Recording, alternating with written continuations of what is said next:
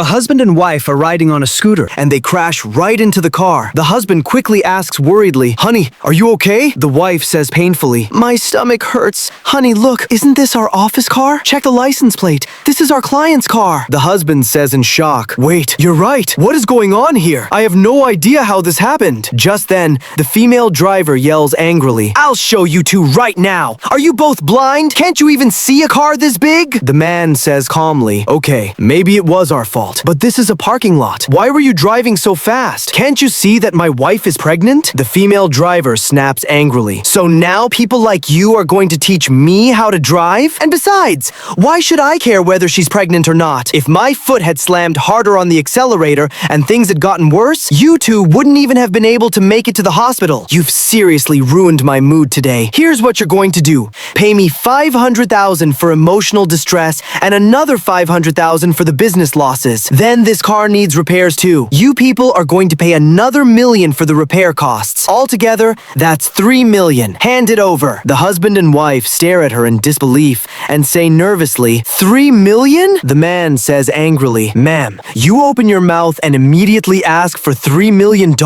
Are you crazy?" The female driver says proudly, "Open your eyes and look at me carefully. Do you even know what kind of car this is? I'm telling you right now, even if you, your wife, and your child sold everything you own, you still wouldn't be able to afford my car." The young woman beside her says confusedly, "But how could you?" The man cuts in and says seriously, "Miss, we'll pay you the money, but we don't have that much with us right now. I'll call one of my workers. He'll bring it." The wife quietly whispers to her husband and says suspiciously, "Honey, she's obviously lying." The husband replies calmly, "It's okay. She's not getting that money anyway." Then he pulls out his phone and calls his worker. "Hello, Adam? Did you give my car to someone else?" Meanwhile, the female driver and the young woman keep arguing with each other while the phone call continues. Adam says in shock, "Boss, how is that possible? Your car is parked in the company garage. Then how did you see your car out on the road? Boss, I've been driving for you for 30 years. Do you still doubt my character? Tell me where you are and I'll bring the car over right now." The boss says seriously, "All right, send it over. I'm in the parking lot in front of the company building right now." Then he hangs up the call. The man walks back to the young woman and says confidently, "I made the call. They'll be here soon." The female driver says arrogantly, "Fine, I'm not going anywhere today. I'll wait right here and see how long it takes for you people to bring the money. Otherwise, you're really going to regret it." At the same time,